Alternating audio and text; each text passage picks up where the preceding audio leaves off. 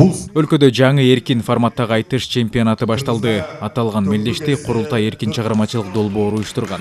Эркин форматтагы айтыш курултай фолк деп аталып, жалпы 15 жуптан турган 30 акын атсалышууда. Ал эми баш байге фонду 500 000 сомду түзөт. Айтыштын жаңы жана эркиндегиндей эле шарттары да өзгөртүлгөн. Долбоордун максаты эң алдыңкы технологияларды колдонуу менен ата-бабаларыбыздын баа жеткиз мурасын сактоо жана жаңылоо болуп эсептелет. Ошондой эле жаш муунга кыргыздын унутта калып бараткан маданиятын заманбап жаңы форматта жаштарга жеткирип, аны жандантуу. Ал эми айтышка келген көрүүчүлөр кызыгуу менен баам салып жатышты.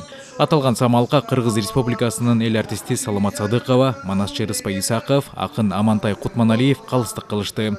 Айтсак, айтышты бир гана калыстар эле эмес, Курултай фолк YouTube каналы аркылуу көрүүчүлөр да өз добуштарын бере алышат. Бүгүнкү айтыштагы бир заманбап өтүүдө мына эгемендүүлүктүн 30 жылдыгына, айтыш коомунун 20 жылдыгына деп жыл бою небир айтыштар өттү, чоң самалыктар өттү. Башкача да муну да көрүшүбүз керек да. Казакстан Республикасында дагы андай ар кандай ыкмада айтыш өткөргөн көрүп калчубуз. Ушундай нерселер жасап турсак, эң негизгиси биздин жеңиш жаш муундарга жүрөгүнө кирүү. Сөз түрдө жаман кабыл албайбыз го. Айтыш болгон күнү ар бир акындын майрамы болот да. Бүгүн да биздин акындардын майрамы деп ойлойм. Акындарды куттуктайм.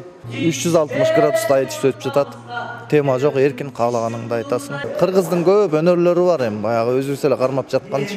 Эч кимге бербей кызганып жаткан өнөрлөр бар. Ошол ар бир өнөрлөргө жаңылык керек, инновация деген нерсе бар. Аябай керек болуп турат бүгүнкү күндө.